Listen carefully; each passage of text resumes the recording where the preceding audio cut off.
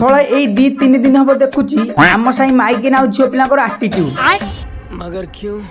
ଆରେ ସେଇ ମୋ ଯୋଉ ସୁଭଦ୍ରା ପଇସା ଆସିଛି। ଶଳା ମୁଁ ଗୋଟେ କଥା ବୁଝିପାରୁନି, ଯେତେବେଳେ କାଳିଆ ଯୋଜନା ଆସିଥିଲା ସେତେବେଳେ ତ ପୁଅ ଝିଅ ସମସ୍ତଙ୍କୁ ମିଳିଥିଲା। ଏବେ ସୁଭଦ୍ରା ପଇସା ଆସିଛି, ଖାଲି ଝିଅ ପିଲାଙ୍କୁ କଣ ମିଳୁଛି? ଆମ ପୁଅ ପିଲା କଣ ନିଆରେ ମୁତିଥିଲୁ? बात तो सही है। ବାକି ରହିଲା ଯୋଉମାନଙ୍କର ସୁଭଦ୍ରା ପଇସା ଆସିନି ତାଙ୍କ ରିଆକ୍ସନ ଟିକେ ଦେଖ। ସୁଭଦ୍ରା ଟଙ୍କା ପଇସା ଆସିନି ଲୋ, ମୁଁ କଣ କରିବି?